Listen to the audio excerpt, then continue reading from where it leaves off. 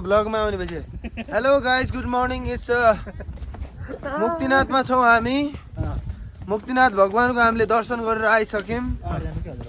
अब हामी बिस्तारै जमसम बजारको भ्यू लिन र त्यहाँको एक्सपिरियन्स गरेर चट्ट लाएर त्यहाँको local dish food lunch enjoy गरेर त्यहाँबाट हामी upper Mustang near of China border त्यहाँ पुगेर चाइनीज माल है कैसा कमसल है या अच्छा है चाइनीज माल भी हम चेक करेंगे कल सुबह आजको लागि हामी यहाँ भगवानको आशीर्वाद लिएर पुरै पाकिस्तानको युद्ध त रोकिसक्यो गाइस तै पनि एक दुईवटा मिसाइलहरू किनेर आउने हो चाइनाबाट र यहाँ नेताहरूलाई स्वाटै होइन त बा नेताहरूलाई ढाल्नुपर्छ बस यति भनिसकेपछि चाइना जाने मिसाइल किन्ने यहाँ आएर हाम्रो काम डराउने हुन्छ मिसाइल खोक्लो मिसाइल फेरि 1-2 किलोको ल्याउने हो भित्र बिना बारुदको कभरवाला मात्रै डराउन होइन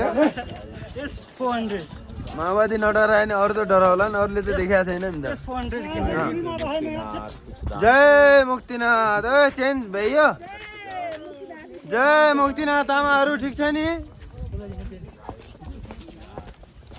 यस्तो छ यहाँको भ्यू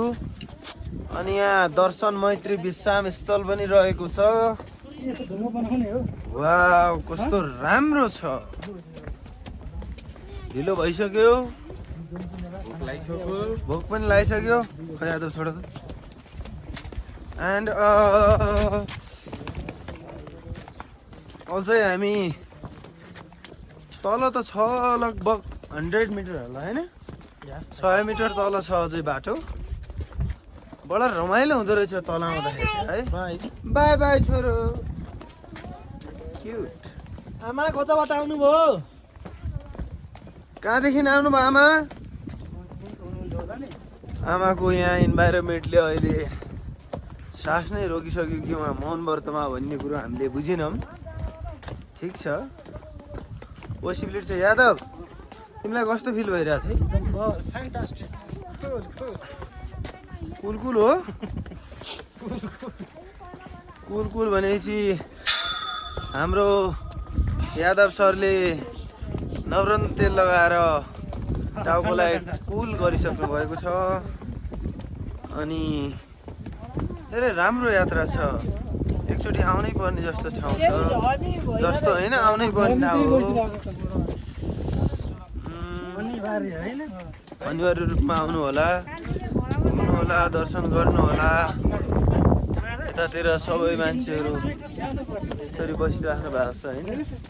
भेरी नाइस हाम्रो युट्युब च्यानल के हो